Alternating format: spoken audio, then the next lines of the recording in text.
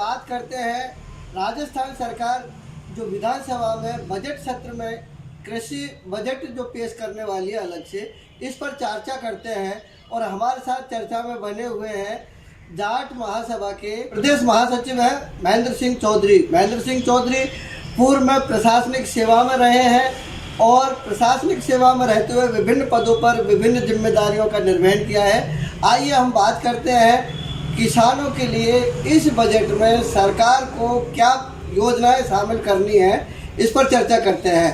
महेंद्र जी, स्वागत है आपका। आप बताएं कि जो राजस्थान सरकार राजस्थान के इतिहास में पहली बार कृषि बजट जो अलग से पेश करने वाली है, तो किसानों की क्या योजना इस बजट में शामिल होनी चाहिए? देखिए, जहाँ तक कृषि का अलग बजट प्रस्तुत करने का मामला है, ये एक स्वागत योग्य कदम है। लेकिन चिंता का विषय ये है कि सरकार का जो बजट है वो तो ऑलरेडी एलोकेटेड है। उसमें ये जो है आय कहाँ से लाएंगे कि जो है उसको कृषि को बढ़ा दें। मेरे को ऐसा लगता है कि जो है सरकार का जो कृषि का एलोकेशन हर साल होता है बजट में, उसी को ये अलग से दिखा देंगे और 2-5% बढ़ा देंगे। वैसे कृषि में बहुत कुछ जो है बढ़ाने की आवश्यकता है। सबसे किसानों की बहुत बड़ी समस्या है। सबसे बड़ी तो है कि उनको उनकी कीमत का वाजिब मूल्य नहीं मिलता। तो राज्य सरकार को चाहिए कि इस बजट में कुछ पैसा रखें और जो है कोर्स ग्रेन, जो मोटा अनाज है, उसका जो है एमएसपी अगर भारत सरकार खरीद नहीं करती तो उसकी खरीद राजस्थान सरकार भी करे और उसको जो है बाजार में बेच के किसानों को वाजिब मूल्य दिवाए। आपको उम्मीद है कि जो 13 महीने तक जो किसान पूरे भारत के जो दिल्ली की सरहद पर पड़े रहे, क्या राजस्थान सरकार उन मुद्दों को मद्देनजर रखते हुए इस बजट में जो कृषि बजट में शामिल करेगी? मुझे नहीं लगता कि, क्योंकि जो है एमएसपी हमारा मूल मुद्दा था और 3 कानून का मुद्दा था, तो 3 कानून भारत सरकार ने वापस ले लिए। लेकिन जो एमएसपी है वो भारत सरकार जो है लागू करती है, राज्य सरकार उसको लागू शायद नहीं करेगी। वैसे मेरा कहना है कि मोटे अनाज पर राज्य सरकार को भी एमएसपी लागू करनी चाहिए, जिससे किसानों को वाजिब उनकी कीमत का मूल्य मिले। अब आप देखिए किसानों को कितनी परेशानी हो रही है। एक तो वाजिब मूल्य नहीं मिलता, फिर जो है किसानों की फसलें जो है अतिवृष्टि से, ओलावृष्टि से, तूफान से और बीमारी से नष्ट हो जाती हैं, वो उनको नुकसान है।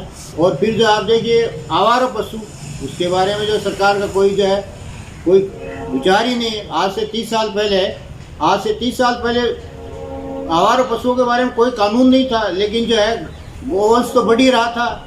लेकिन अब जो है सरकार ने जो है ऐसे कानून बना दिए कि किसानों के गले में जो है वो एक आ गई।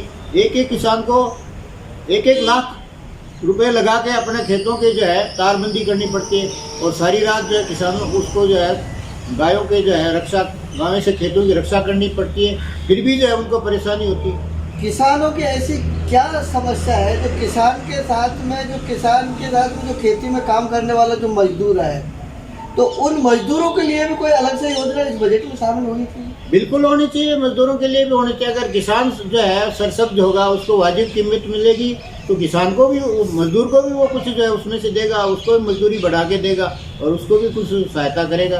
किसान तो हमेशा ही जो मजदूर को देता है, अगर उसकी अच्छी कीमत मिलेगी तो मजदूर को भी देगा।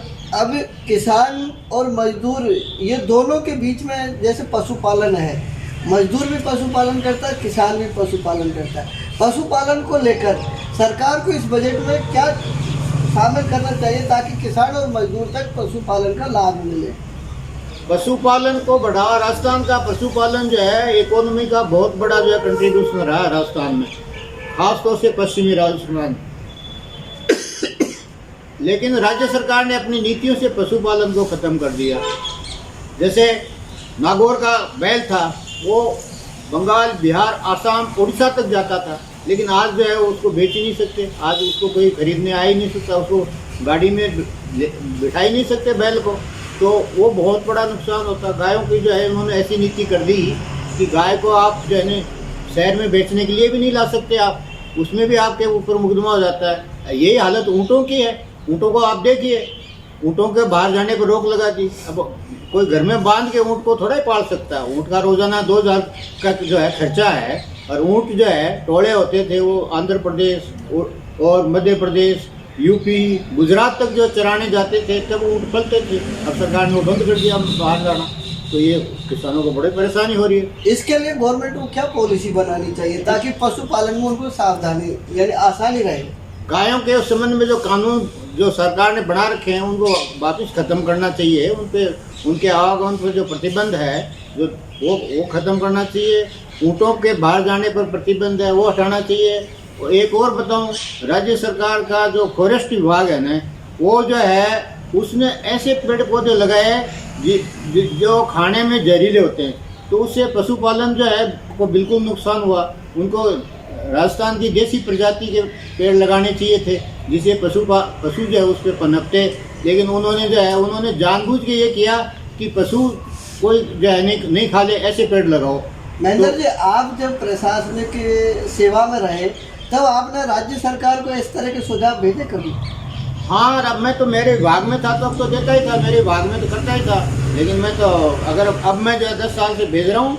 10 साल से हम रोजाना जो है राजस्थान सरकार और भारत सरकार बहुत प्रस्ताव भेजते हैं, बहुत प्रस्ताव रोजाना भेजते रहते हैं। आपको सरकार की तरफ से जो आपने भेजे गए पत्र व्यवहार किया उनका कोई जवाब आया? आता है, भारत सरकार से प्रधानमंत्री को लिखते हैं, उसका हर एक का जवाब आता है हमारे पास, वो उसके विभाग को लिखते हैं आवश्यक कार्य करें। इसी प्रकार हम मुख्यमंत्री को लिखते हैं तो मुख्यमंत्री के यहाँ से जो है विभाग को भेजा जाता है आवश्यक कार्रवाई करने के लिए। अच्छा, तो अब आपको इस बजट को लेकर ऐसी कुछ जो पत्र व्यवहार है उनके जवाब है और सरकार का जो बजट का जो 40,000 करोड़ का जो मंशा है किसानों के लिए, इससे क्या उम्मीद लग रही है आपको? देखो, कोई तालमेल सरकार से कोई ज़्यादा उम्मीद नहीं है। अभी भारत सरकार का आज बजट आया है, उसमें भी कोई जो है वही लेखा जोखा है, उसमें कोई खास बात नहीं है, बाकी जो है काल्पनिक बातें और उन पर कुछ होगा नहीं। लेकिन भारत सरकार कह रही है वो बहुत अच्छा बजट है, बहुत कुछ कर दिया, इससे पता नहीं इंडिया कहाँ पहुँच जाएगा, लेकिन होना जाना कुछ नहीं। तो राज्य सरकार का जो बजट है, क्योंकि मैंने पहले बताया कि जो राज्य सरकार की आय है वो एक लिमिटेड आय है, और वो पहले से ही जो है उसका पहले ही हिसाब किताब तय है कि कहाँ खर्च करनी है, क्या खर्च करनी है। तो नया पैसा कहाँ से लाएंगे? अगर नया टैक्स लगाएंगे वो जनता पे, किसानों 60% किसान ही है, तो किसान ही मरेंगे अगर ज़्यादा टैक्स लेंगे तो टैक्स का कोई अब स्कोप भी नहीं है केवल पेट्रोल और डीजल के अलावा। तो पेट्रोल डीजल तो पहले से ही बहुत ज़्यादा है। पिछले जो 2 साल से कोरोना महामारी को लेकर जो किसान और मजदूर वर्ग की जो कमर टूटी है, इस बजट से क्या उनको मरहम मिलेगा? कोई खास मरहम नहीं मिलेगा जी। भाई, कोरोना कम होने से थोड़ी इकोनॉमी जो है वापस जो है पटरी पे आ रही है, लेकिन राजस्थान की इकोनॉमी भी कोई ज़्यादा अच्छी नहीं है। हिंदुस्तान में राजस्थान की इकोनॉमी सबसे कम स्टेट्स में से है। 4-4.5% की जो है वृद्धि प्रतिवर्ष इकोनॉमी की हो रही है, जबकि राजस्थान की इकोनॉमी में कम से कम 10% की वृद्धि होनी चाहिए, क्योंकि राजस्थान एग्रीकल्चर स्टेट है, राजस्थान में माइनिंग बहुत है, तो ये होना चाहिए, लेकिन नहीं हो रहा।